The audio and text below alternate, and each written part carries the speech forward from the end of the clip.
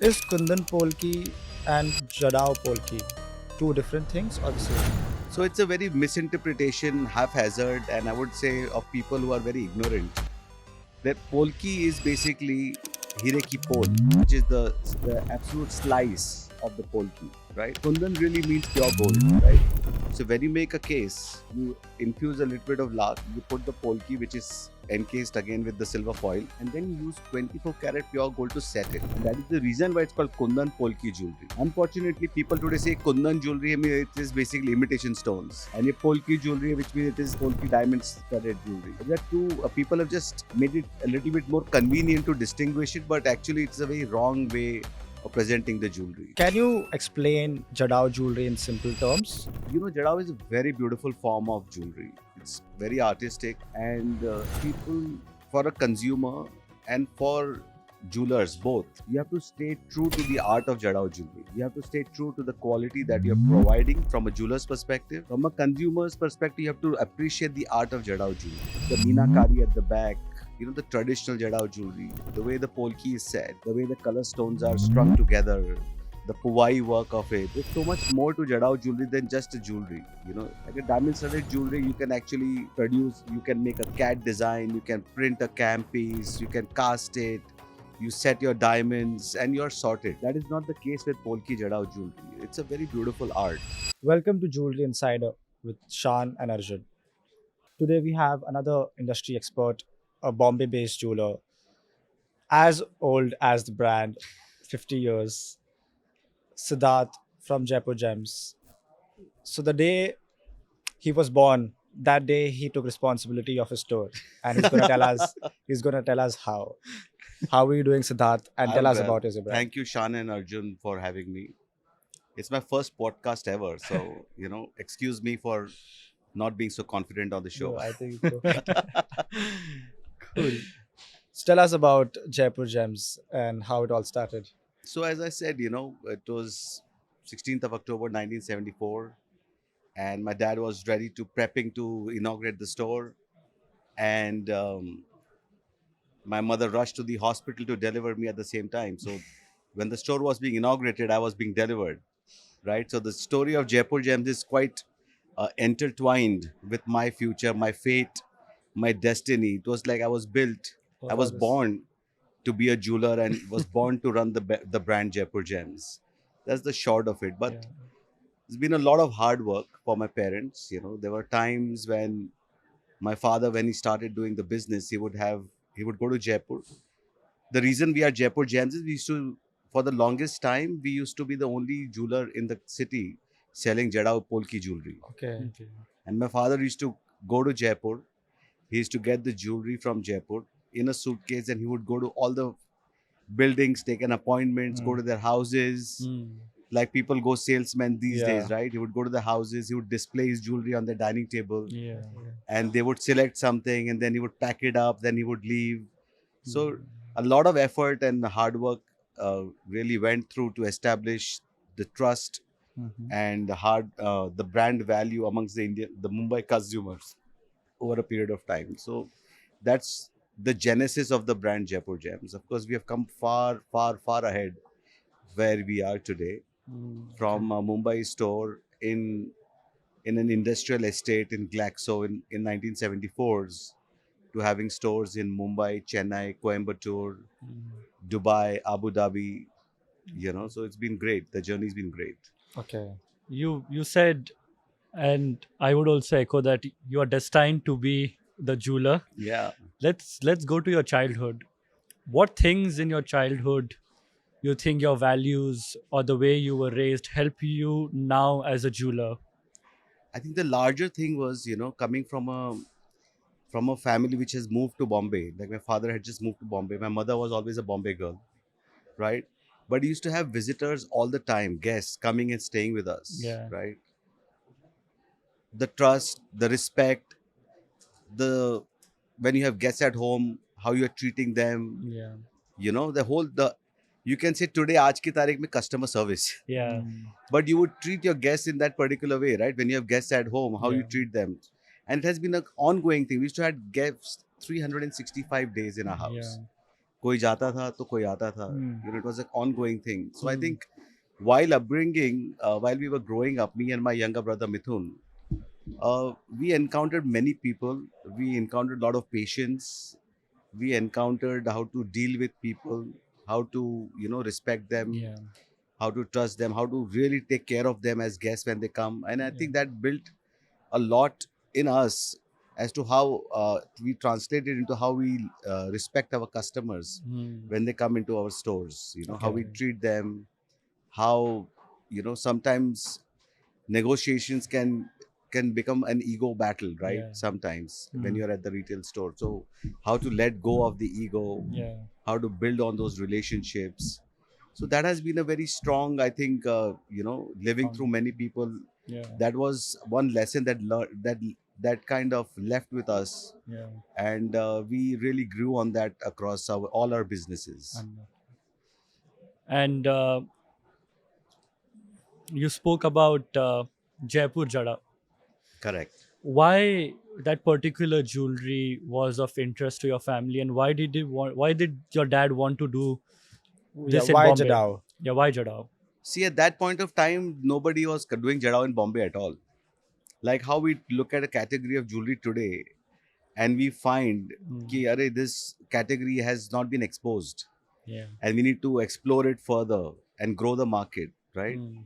People from Mumbai used to come to Jaipur stores, Mm. come give orders, take delivery, and stuff like that. And my father learned the business from the Surana family, Yeah. right? And he was learning the trade with them. Mm. And then, he said that, what, I would like to go to Jaipur, to Bombay, and I would Mm. like to take the Jadau jewelry and sell it. Yeah. And that was purely out of his gut feel that, Bombay is a place. And of course, Bombay was Bombay, Yeah. you know, and Mumbai was Bombay, Yeah. right? And he was young and he was energetic. He had the passion to do something for himself. Yeah.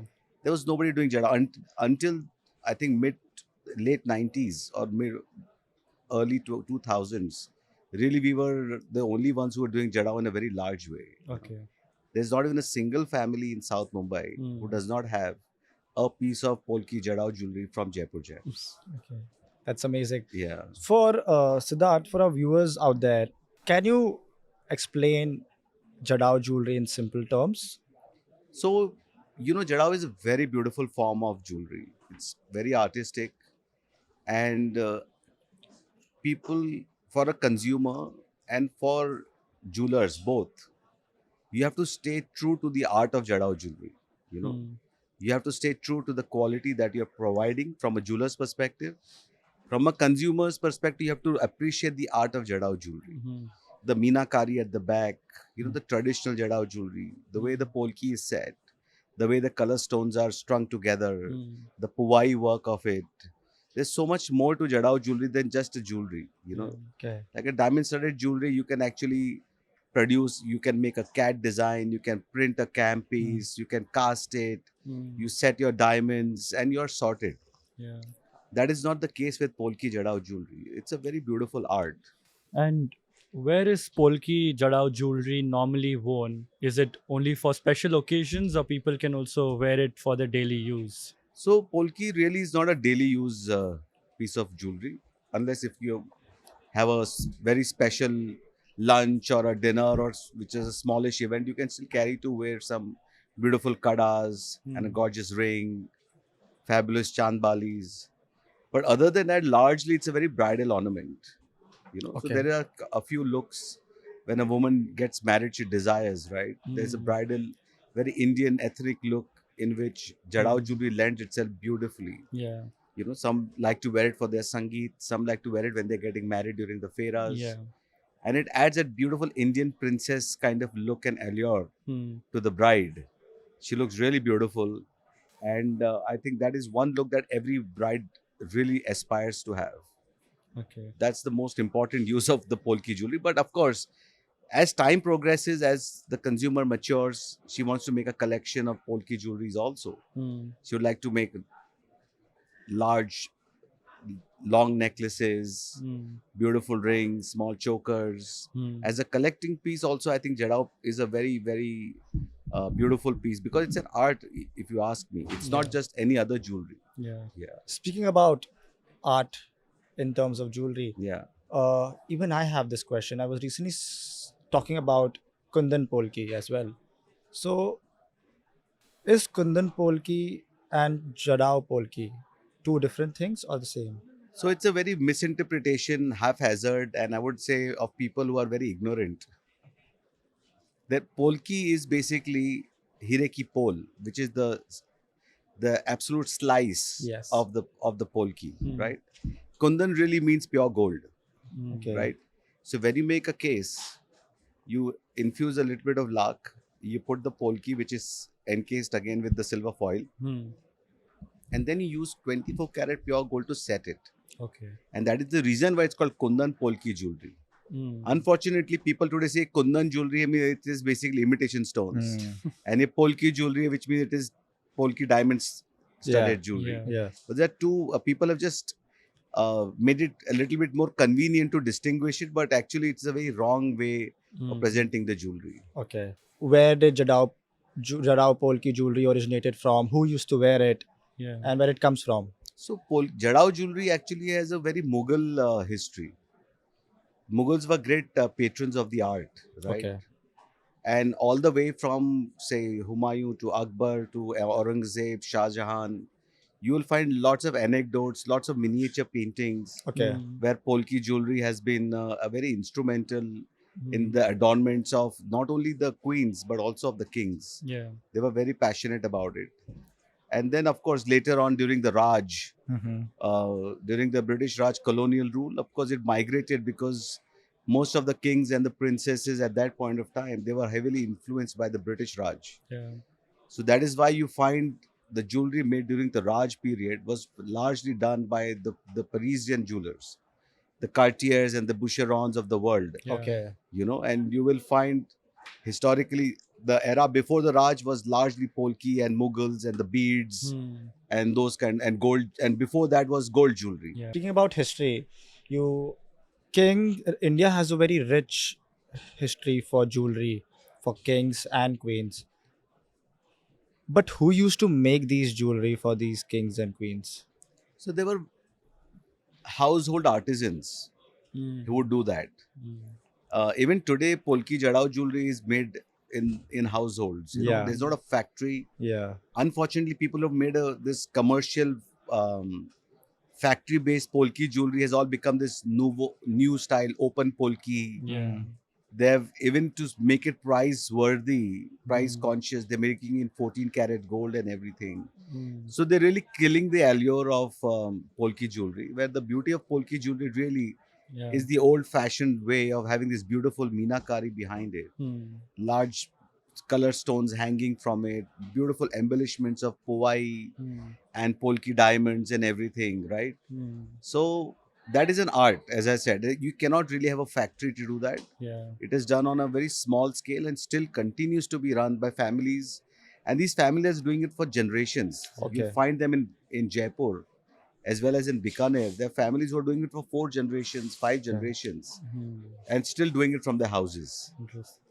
So one thing which I get from this topic of discussion is that the handcrafting, the karigari, has always been originated from India, and it still continues.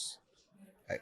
It still continues to be there in India, the Correct. handcraftsmanship, Yeah. and it is something which is a USP of India. Correct. Okay. Absolutely. See, since we have this history and legacy, Yeah. machines have been added to the process, Yeah. but they're not taking away Mm. from the handcraftsmanship of, especially you can look at, for example, and you see a great distinction when you look at Polki jewelry, Mm. which is really handcrafted, and you see Polki jewelry which has been automated, mechanized Mm. with factories. They have eliminated the process of Minakari at the back, which is Hmm. the art, right? And replaced it with this open setting style, which makes it very convenient. They're setting it like the diamond studded jewelry basically. Yeah. Yeah. But it is taking away from the beauty Mm. of the Polki jewelry, right? And that art is still going to be, with specific talent. Even like, for example, AI can replace your automation. Yeah. AI can replace your processes, But the karigari. but not your emotions and talent, That's Yeah. true. right? So this emotion and talent is still lying with the households, with the generational jewelers who are working out of their houses and the small chota mota Hmm. karkhanas or whatever it is. You talked about open setting Correct. style. Correct. For our listeners, can you explain what that means? So open setting style is nothing but like mostly like how a diamond studded jewelry is made. Hmm. They will cast the product. They will create specific gaps where these polki would be encased in silver foil, and they'll just be soldered on top of it Okay. and make it very practical, because the idea is to sell the look of the polki, Hmm. not to sell the beauty of The the handcraftsmanship. polki jewelry. Yeah. Okay. And a lot of people find a lot of value in that, and I think it's a great Hmm. fashion statement today, because you get to get this very big look Yeah. for a slightly lesser price. People are also going down to 14 karat because the gold prices have gone up very high. Yeah. But I think if somebody continues to stick to the original genesis of polki jewelry, there's a lot of value in that. Okay. Yeah. So, Uh, sorry. Speaking about the karigari, can be the handcraftsmanship, which can be only found in India. Why can't the craftsmanship of jewelry, which is done in India, cannot be replicated anywhere else in the world? There is history.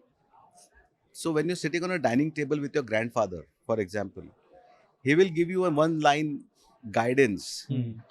Ki, for example, you know, ki never you do. For example, I'll tell you. My grandfather said, किसी आदमी को पहचानना है तो एक financial transaction कर लो, छोटा बड़ा, आपको पूरा मालूम पड़ जाएगा कैसा? कि किसके साथ में कैसे डील करना है. Yeah. अब ये 100 साल का एक्सपीरियंस है. This is an experience of 100 years, Yeah. which has come on the dining table, Hmm.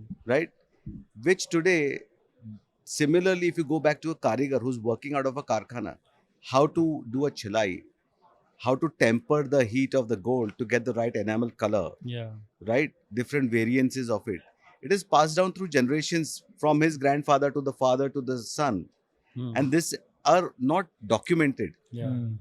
These are all visual and these are all oral. Yeah. Correct. So that is why it's very tough. It is like the Hindustani music. Yeah. Yeah. It is not it's not documented. Yeah. Yes. There's so many nuances. People are just Yeah. passing down generations by generation just by oral recital. Yeah. So it is very similar in nature. Yeah. So we call it like lived experience. Exactly. You live through the experience because you sometimes need to see what is done. Exactly. Exactly. On one topic which you talked about was this jewelry is used a lot or was used a lot during the Mughal Raj, Correct. not just by the queens but also by the kings. Is it currently being used in men's jewelry? And what do you see the adoption of this in grooms? So for the past 5-6 years, maybe a decade, you're seeing there's a renaissance in men wearing jewelry. More and more men are now open, shedding the inhibitions. Previously, it was maybe this is my almost 30th year in business, right? And I have experienced that men used to shy away from wearing a brooch or button. Maybe a button was the last thing they would do.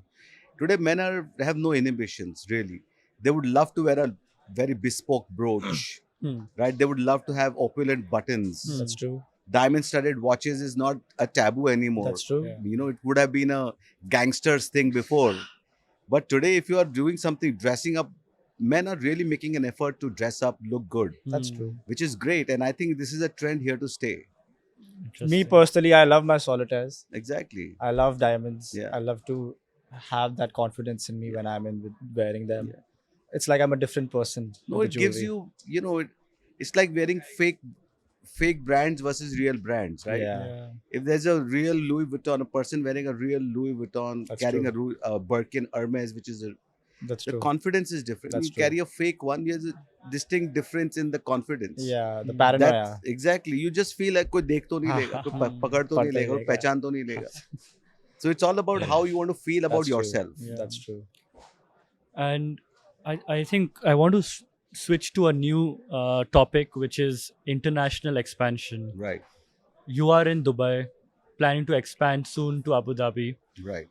What made you expand to Middle East market, and what should an upcoming jeweler who is India based, if they want to expand globally, what should they do? So honestly, it just happened that I used to go. I had a client who wanted me to show them some jewelry, Hmm.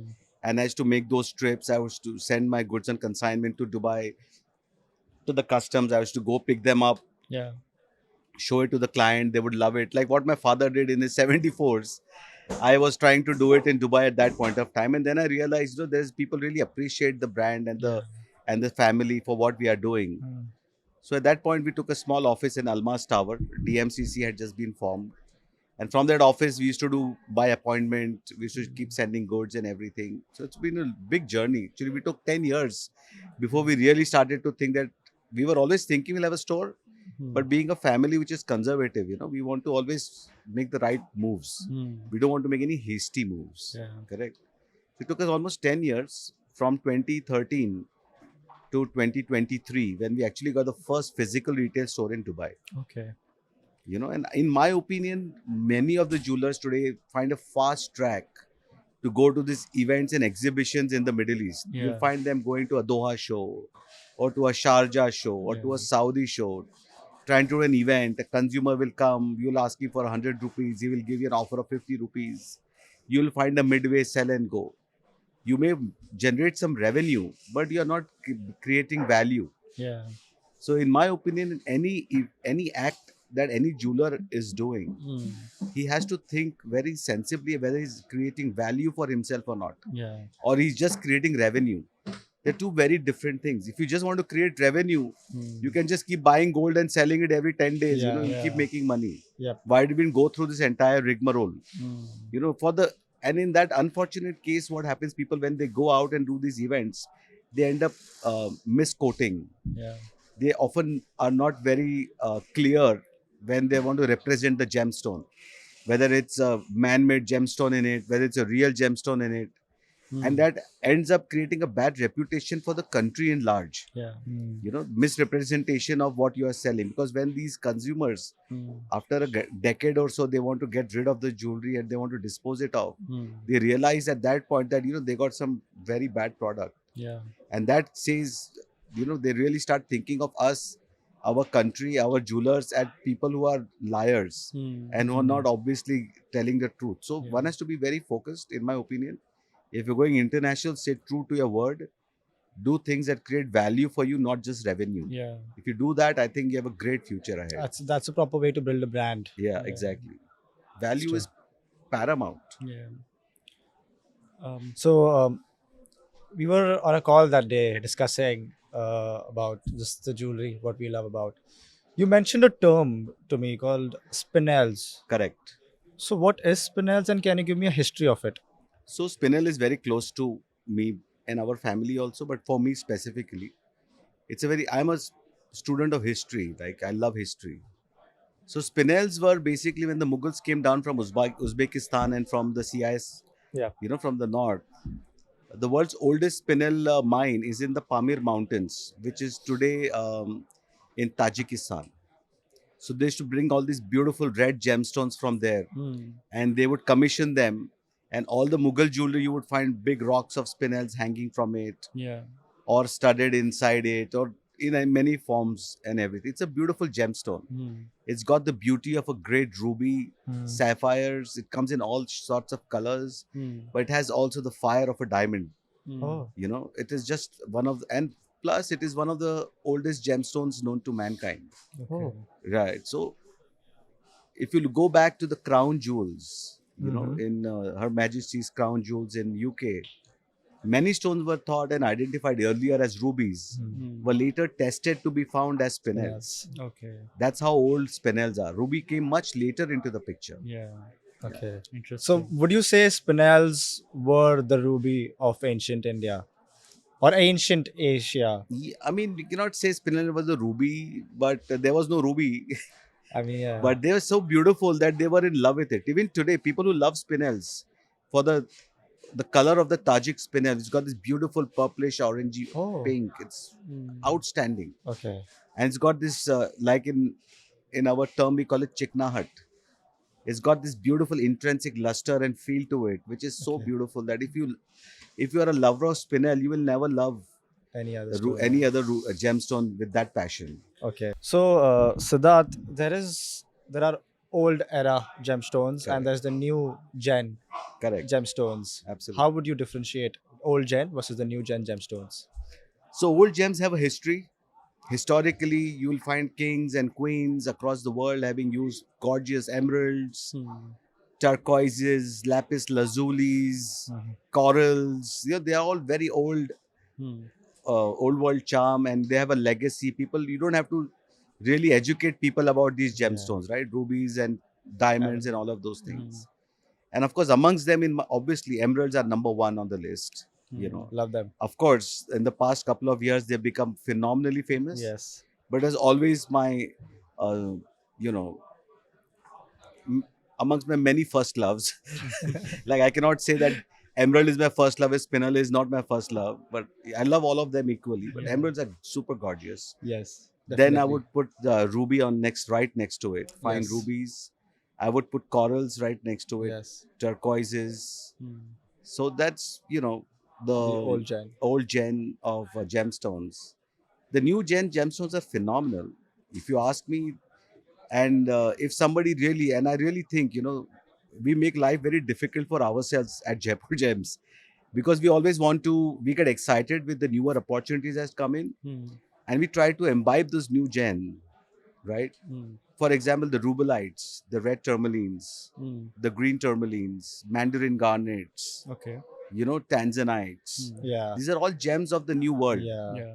They give such beautiful colors, Hmm. and they represent the industry in such a beautiful, vibrant way, right? And if Hmm. you want to target the new Gen Z, millennials, what you may want to call it, they're not looking for very large, opulent pieces. They want to make a statement That's each time true. they want to wear something, Yeah. right? Emerald is their mother's gem. Yeah. They may just not want to wear an emerald, but green tourmalines, they are Yeah. phenomenal. Hmm. A lot of my friends are quite interested in Tanzanites. They Yeah, are quite intrigued by it yeah. and the aura of it. They're gorgeous gemstones, Yes. right? So in Definitely. India, people prefer not to wear blue sapphires. Yes. So Tanzanite beautifully replaces the blue Mhm. segment completely, Yeah. right? And it lends great beauty at a great value also at the same time. Why do people in India shy away from blue sapphires? I think it's got that it represents Shani, and it's got this astrological thing that it can either make you or break you, Okay. and people rather Okay. remain where they are than be made or be broken. Okay. So, as we continue to our conversation with regarding gemstones, how does astrology and gemstones go hand to hand, particularly in India, comparing it to the world? So astrology actually has been, historically connected with gemstones in our country, right? So if you're not at a good space, people will give you a pearl to wear to calm you down, emerald to calm you down and add a little bit of prosperity to your Yes. life.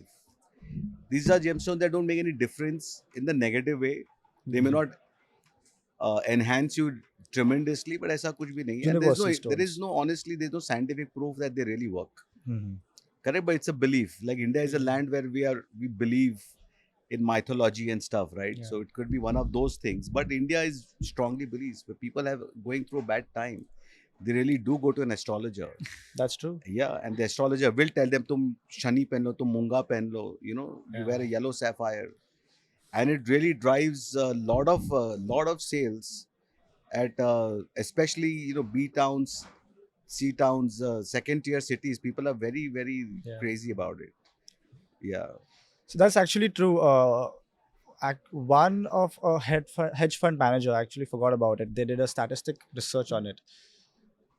Millionaires may not believe in astrology, but billionaires do, Yeah, and that's actually true. that is true. Look at Amitabh Bachchan. Yeah. All his fingers are studded with stones. Yeah. Ekta Kapoor comes to my gym. Yeah. She's always wearing solitaires. Yeah. She's always wearing emeralds. Yeah. And there are certain stone which I could not recognize. I'll ask Yeah. her next time. And what's that for? Yeah, exactly. So that is it. People who have nothing to lose don't really care. People That's who have true. everything to use, they believe in everything. That's Yeah. true. Right. So that is why, You'll find billionaires, they will actually take the risk of wearing a blue sapphire. Mhm. You'll find people right at the top wearing more blue Yes, sapphires than people right in the between or below Yeah. the thing, right? that's true. And how is the user persona in an international market, especially in Middle East, compared to in India? How do you sell there versus how do you sell in India? See, India jewelry is not a luxury. I think people, whoever says luxury hai, I think it's a misnomer. You know, Mm. in India, jewelry is just a way of life. Uh, in India, luxury may be your brands and everything, but globally, because of the value that is there, India people really invest in jewelry. Yeah, They'll buy a gold piece of jewelry and they'll keep it because they know value appreciate yeah, hoga. It will appreciate in the longer term and everything. So the way people look at jewelry in the country, they will want to buy jewelry to pass on wealth to their daughters. That's true. It's a very different way of looking. Internationally, it's a luxury, pure luxury play. Mm. So in international markets, if you really want to sell jewelry, other than going to exhibitions and selling it at whatever price it is, you really have to sell it like a luxury product. Mm. Everything that goes while selling a luxury product in terms of the customer service, the experience that you bring to the store, Yeah. the way you treat your customers, the way you handle your jewelry, everything needs to be very, very immaculate. Mm. Versus in India, in India jewelry store you go, I mean, it's a great, people create great environments. Hundreds of people go to jewelry stores and everything. Mm. But at the same time, the way we treat our jewelry itself is not so luxurious. Yeah. Then how are we going to translate that into a luxurious environment for the consumers? Yeah. That's true. There's a very big difference in how we look at it in India and how we look at it in the how the rest of the world looks at jewelry. Mm. Gemstone have definitely played a really huge role in the jewelry industry. Since I love the consumers and I love to be a advocate for them, a consumer before they come into any store, Mm. how can they do their due diligence or their research regarding stones and get the right value and the price for it? Mm. So I think consumers are too smart now. They anyways do their research online. Mm. They are on the internet. They keep researching regularly, and they're asking the right questions. Everybody's educated. They would come and ask questions about what they are looking for and everything. They will go on Instagram. Instagram keeps popping up stories Yeah. based on their interests. They will search. They'll do a recce. They will take screenshots of what they like. They'll come to the jeweler and show these are the kind of things that I like. Yeah. What is it that you have which is similar to what I'm liking, right? Mm. And then the jeweler has to showcase what they have, or if they don't have, then they say can try to source it for you, Yeah. and things of those kinds. So I think in terms of research, I think consumers pretty much up there. They're doing their research. I Mm. think the jewelers are not doing enough research Mm. in creating the new jewelry enough for the new generation. Yeah. For example, I'm telling you, if you look at colored gemstones, we are still stuck with the ruby sapphires of the world. Yeah. We are not really uh, educating the client to buy beautiful tourmalines, for example.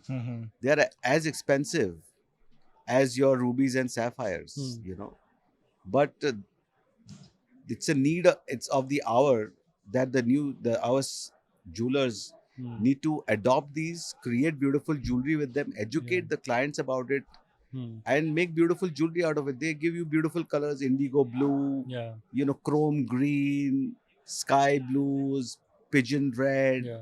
pastel pinks. The variety of colors that you can play with to Mm. add so much uniqueness to the identity of the jewelry Mm. is something that you can do, which we are not lot of people are not doing. I mean, we are doing, but And that was going to be my next question. yeah. How are you staying up to date with the changing consumer demand? I think it is just our hunger. When we started the business, my father was very hungry to create this niche for the Polki jewelry. We did that. I got into the business.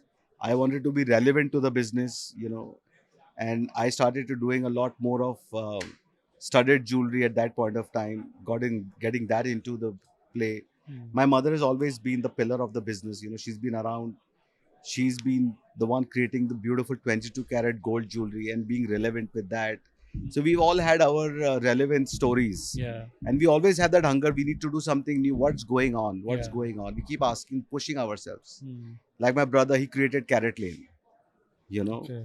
And that was, a story that I started in 99. In 2000 it was too early. I wound it up. Yeah. My brother believed in that story, built it up in 2008. Okay. We sold it to the Tatas in 2023, That's amazing. I think.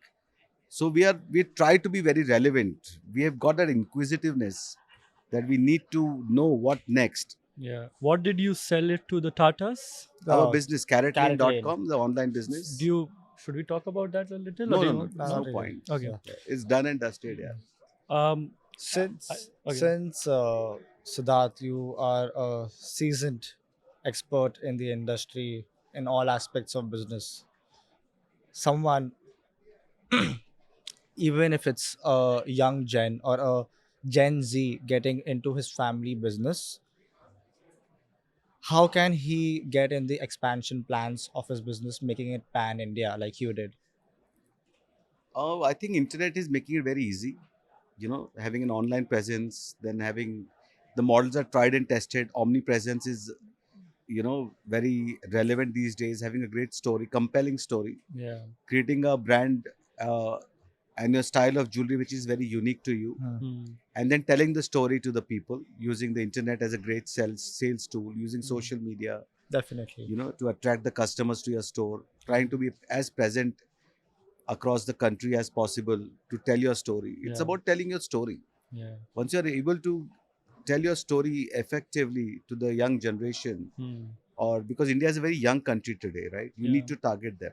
Yeah. And if you're not able to convey your message and your story to them, you may struggle, That's but true. you need to find that your compelling story to tell them. Yeah. Okay. Yeah. 50 years into the business, what's your next 5, 10, 15 years Next 50 years. or next 50 years, next 10, 15 years focus, or where do you see the company going in the next 5, 10, 15 years? I think we love the India story, and we are proud Indians. We are taking the Indian story to the world, and we are very excited actually about the next 10 years for sure. There's so much to be done. Yeah. It's not yet done. So much to be achieved. Yeah. Creating fabulous jewelry, creating a brand personality that is recognized globally, not because it's just designer who's doing a jewelry or whatever it is, for the value of the jewelry Yeah. that we would like to bring the jewelry brand Hmm. that is originating out of India for the world. Yeah. That I think is our next passion, and that's driving us towards the next decade of growth. Yeah. That's amazing. You want to I wrap? think no, I think yeah. So Do you- that was really really amazing, and I feel you came into the spot giving multiple aspects of the industry, especially a lot about gemstones. Yeah. I hope, other than my friends, people start realizing the importance of tourmalines. Yeah. I mean, I'm gonna get one soon as well. Yeah, you must. But It's a gorgeous gemstone. yeah, thank you so much for all the insights. Thank you so much coming in at the spot at GJS, Jewellery Insider, a baby of Jewelry World exhibition. No, thank you for having me. As I said, it's my first podcast, and I'm trying to launch a series of podcasts myself. Definitely. interesting. Maybe I'll interview you in that Thank you so much. as I'll be being the glad. jewelry insider. I'll Thank be you glad so to be much. there. Yeah. Thank you so much. Thank you That so was much, amazing. guys.